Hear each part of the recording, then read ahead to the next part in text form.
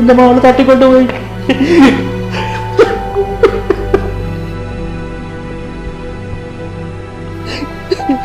അസ്പാക്കാരുന്ന ഒരു ക്രിമിനലാണ് എന്റെ മോളെ തട്ടിക്കൊണ്ടുപോയത്.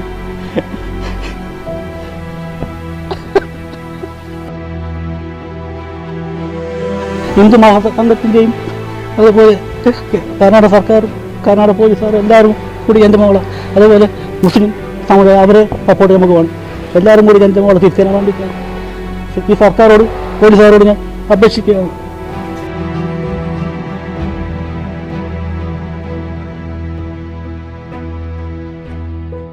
എൻ്റെ മോള് തട്ടിക്കൊണ്ടുപോയി.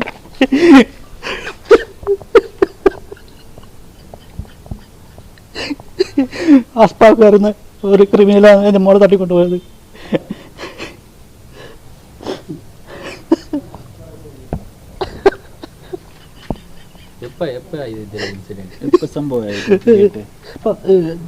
ജൂൺ 4 ഞാൻ തട്ടിക്കൊണ്ടുപോയി. എൻ്റെ ആടുന്ന് എൻ്റെ മോളെ വിദ്യാനഗർ പോലീസ് സ്റ്റേഷൻ നമുക്ക് ആടുന്ന് നമുക്ക് മടക്കി തന്നു. വീണ്ടും അവൻ എൻ്റെ മോളെ ഇതുപോലെ തട്ടിക്കൊണ്ടുപോവുകയാണ് ചെയ്തത്. എനിക്ക് എൻ്റെ മോളെ ആയുള്ളൊരു മോളാണ്, അവളൊക്കെ തിരിച്ചു കിട്ടണം.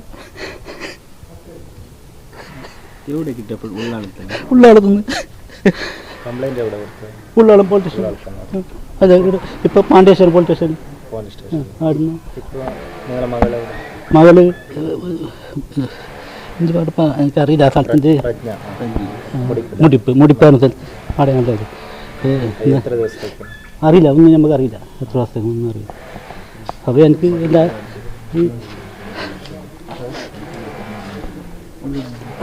എവിടുന്ന് തട്ടിക്കൊണ്ടുപോയത്? ഉള്ളാളം നമ്മളെ വീട്ടിൽ നിന്ന് കാണുന്നതായിരുന്നു. അവിടെ പഠിച്ചുകൊണ്ടിരുന്നു?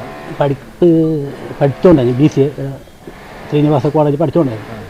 അപ്പോൾ എനിക്ക് അതിന് 4 ലക്ഷം റുപ്യ വേണമെന്ന് പറഞ്ഞു.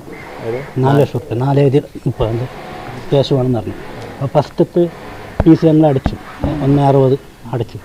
പിന്നെ നമുക്ക് അടക്കാൻ പറ്റില്ല. അങ്ങനെ അവർക്ക് കോളേജിൽ പോകാൻ കഴിയാത്തതുകൊണ്ട് കട്ടായി. അങ്ങനെ ആടെ ഷോപ്പിലേക്കാണ് പണിക്കുക. നമ്മുടെ വീട്ടിൽ എൻ്റെ നാട് കീഴൂരാണ്, പക്ഷേ ഞാൻ താമസിച്ചതിപ്പോൾ ഇവൻ്റെ ഈ അസ്പാകാരൻ്റെ വീട്ടിനടുത്താണ്. അപ്പോൾ അവിടുന്ന് നമ്മുടെ മോഡൽ ഷോപ്പിലേക്ക് ക്യാഷ് ബില്ലായിട്ട് പോയിട്ടുണ്ടായിരുന്നു. അവിടെ നിന്നാണ് ഇത് സംഭവിച്ചത്. അത് 2 മാസമേ ആയുള്ളൂ അവരായിട്ട്. 4 ലക്ഷം ചോദിച്ചാൽ കോളേജ് ഫീസ് എടുക്കാം. 4 ലക്ഷം കോളേജ് അത് കൊല്ലം തോറും അടക്കേണ്ടത്. അപ്പോൾ നമുക്ക് അടക്കാൻ പറ്റുന്ന സാഹചര്യത്തിൽ അവിടെ പഠിപ്പിക്കാനില്ല. എൻ്റെ സിസ്റ്റർ വീട്, അവിടെ എൻ്റെ അനിയത്തിൻ്റെ വീട്. അവിടെ ഒരാഴ്ച ശേഷം സംസാരിക്കാൻ അവൾ കൂട്ടാക്കുന്നില്ല. ഇല്ല, നമ്മളെടുത്ത് സംസാരിക്കാൻ അവൾ 20 കഴിഞ്ഞു. 6 മാസമായി. ഒക്ടോബർ ഉണ്ട്. ഒരു അവിടെ 18 കേസുണ്ട് അവിടെ വിദ്യാനഗർ സ്റ്റേഷനിൽ. ശിക്ഷ ആയത് അങ്ങനെ കേസുണ്ട്. ഇനി ഒരു കേസ് കൂടി വന്നെങ്കിൽ അവൻ 14 വർഷം ഉള്ളിലാണ്. കാപ്പ കേസ് ഇല്ല. അപ്പോൾ ഇന്ന് എൻ്റെ മോളെങ്ങനെയാണ് ജീവിക്കും? ഒരു കേസും കൂടി ആയെങ്കിൽ ഒന്നും അവർക്ക് പറ്റില്ല. മുമ്പ് കല്യാണം കഴിച്ചു. 2 കല്യാണം കഴിച്ചു. അടുത്ത് വിദ്യാനഗർ പോലീസ് സ്റ്റേഷൻ പറഞ്ഞ് അതടക്കാൻ പറഞ്ഞു. എനിക്കറിയില്ല, അവർ പറഞ്ഞു. കുട്ടികളുണ്ടാവും ഒന്നും നമുക്കറിയില്ല, ഒന്നും അറിയില്ല. അങ്ങനെ കഴിച്ചെന്ന് നമുക്കറിയില്ല. 1 കിലോമീറ്ററിൻ്റെ സപ്പോർട്ട് ചെയ്യുന്ന ആൾക്കാരാരെങ്കിലും? എനിക്ക് കുറേ സംശയങ്ങളുണ്ട്. കാരണം വെച്ചാൽ അവൾ വർക്ക് ചെയ്തത് മുസ്ലിംസിൻ്റെ ഷോപ്പിലാണ്. അപ്പോൾ അടുത്ത സ്റ്റാഫുകൾ ഉണ്ടോ ഇല്ലെന്ന് എനിക്കറിയില്ല. അതായത് എൻ്റെ മകൾ വെച്ചാൽ ഇപ്പോൾ രാവിലെ ദൈവവിശ്വാസിയാണ്.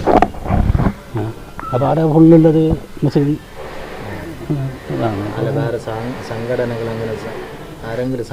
അതിപ്പോൾ നമ്മൾ കാണുന്നില്ലല്ലോ. നമ്മൾ കാണാതെ ഒന്ന് പറയാനും പറ്റില്ല. അങ്ങനെയാണ്.